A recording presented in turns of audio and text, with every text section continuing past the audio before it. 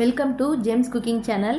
இன்றைக்கி மசாலா இட்லி எப்படி பண்ணுறதுன்னு பார்க்க போகிறோம். அதுக்கு ஃபஸ்ட்டு அடுப்பை ஆன் பண்ணிவிட்டு ஒரு பாத்திரத்தில் தண்ணி சேர்த்துக்கலாம்.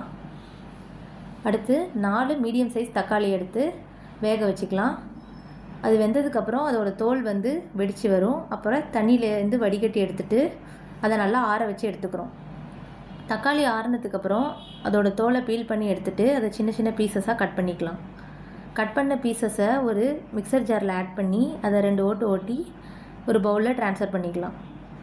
அடுத்து ஒரு வானலில் 4 டேபிள் ஸ்பூன் எண்ணெய் ஆட் பண்ணிக்கலாம். எண்ணெய் காஞ்சதுக்கப்புறம் கடுகு போட்டு தாளிச்சிக்கலாம். அடுத்து 50 கிராம் சின்ன வெங்காயத்தை மெல்லிசாக நறுக்கி அதையும் சேர்த்துக்கலாம்.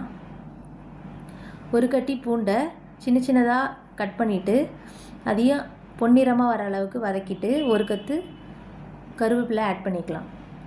ஒரு டீஸ்பூன் சோம்புத்தூள் ஆட் பண்ணி நல்லா வதங்கினதுக்கப்புறம் அரைச்சி வச்சுருந்த தக்காளி விழுதை ஆட் பண்ணிக்கலாம். நல்லா பச்சை வாசம் போகிற அளவுக்கு வதக்கிட்டு 2 டேபிள் ஸ்பூன் மிளகாய்த்தூள் ஆட் பண்ணிக்கிறோம். அடுத்து அதுக்கு தேவையான அளவு உப்பை சேர்த்துட்டு எண்ணெய் நல்லா பிரிஞ்சு வந்ததுக்கப்புறம் பொடியாக நறுக்கின மல்லி இலையை தூவிக்கலாம். அடுத்து இட்லியை வேக வச்சு எடுத்துக்கலாம். இங்கே நான் பண்ண மசாலா 8 இட்லிக்கானது. 8 இட்லியை நல்லா வேக வச்சு எடுத்துட்டு அதை நல்லா சின்ன சின்ன பீசஸாக கட் பண்ணி எடுத்துக்கிறோம். கட் பண்ண பீசஸ் எல்லாத்தையும் ஒரு பவுலுக்கு ட்ரான்ஸ்ஃபர் பண்ணிக்கலாம்.